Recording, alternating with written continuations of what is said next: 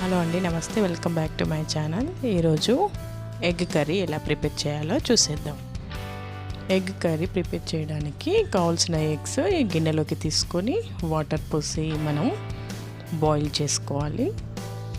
Eggs boil అవుతున్నాయి. లోపు మనము 2 పెద్ద ఆనియన్స్ ఇలా పొట్టు తీసి వాష్ చేసి పెట్టుకుందాం. అలాగే 6 వరకు టమాటోస్ కూడా తీసి వాష్ చేసుకొని మంచిగా వీటిని చిన్న ముక్కలుగా కట్ చేసి ఆనియన్స్ మెత్తగా గ్రైండ్ చేసుకోవాలి. అలాగే టొమాటోస్ కూడా మెత్తగా గ్రైండ్ చేసుకుందాం.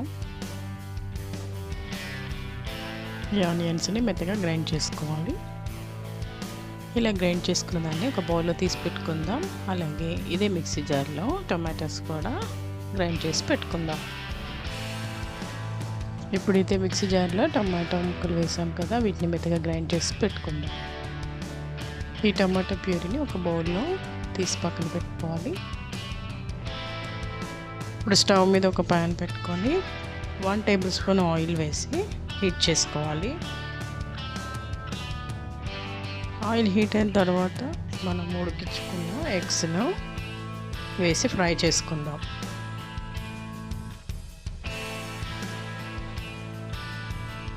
పసుపు యాడ్ చేద్దాం. 1 టీ స్పూన్ కారాన్ని యాడ్ చేసుకుందాం. 1 టీ స్పూన్ సాల్ట్ యాడ్ చేసుకొని ఇలా మంచిగా రోస్ట్ చేసుకుందాం.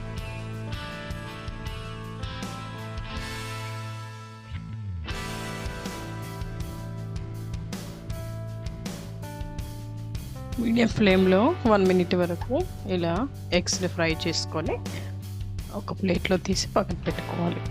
ఎగ్స్ ఫ్రై అయ్యాయి. వీటిని ఒక ప్లేట్లో తీసి పక్కన పెట్టుకుందాం.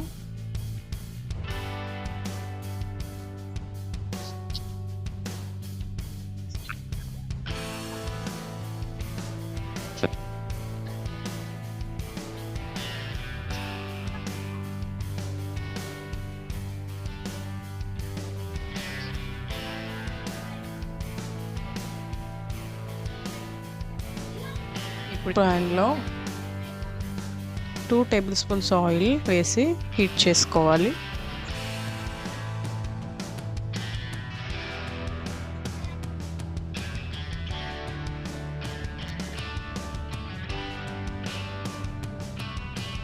ఆయిల్ హీట్ అయింది కదా, ఇప్పుడు 1 టీ స్పూన్ జీరా యాడ్ చేసుకోవాలి.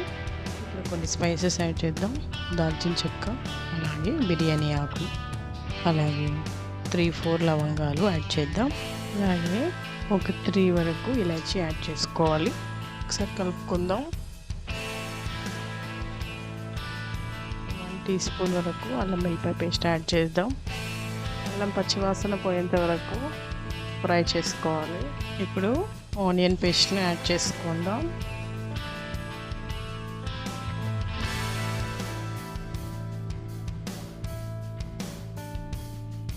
దీన్ని పచ్చివాసన పోయేంత వరకు ఫ్రై చేసుకుందాం. ఆనియన్స్ ఫ్రై చేసుకున్న తర్వాత ఇప్పుడు టమాటో ప్యూరీని యాడ్ చేసుకుందాం.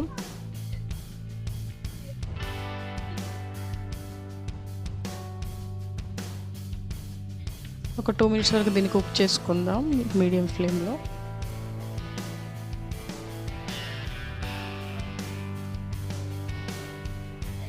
కొంచెం కుక్ అయింది. ఇప్పుడు ఇందులో కారం, ఉప్పు, ధనియాల పొడి యాడ్ చేసుకోవాలి.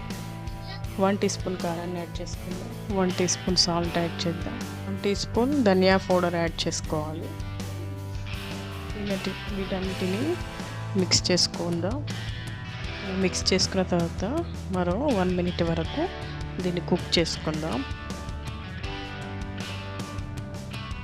ఇలా ఆయిల్ పైకి తేలేంత వరకు దీన్ని కుక్ చేసుకున్న తర్వాత ఇప్పుడు గ్రేవీకి సరిపడా వాటర్ని యాడ్ చేసుకోవాలి. నేను ఒక 2 కప్స్ వరకు యాడ్ చేస్తున్నాను.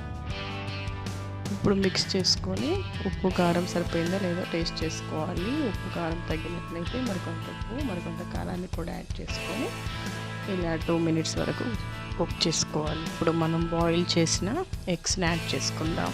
ఇప్పుడు మూత పెట్టి 2 మినిట్స్ కుక్ చేసి దించుకుంటే మన ఎగ్ కర్రీ రెడీ అవుతుంది.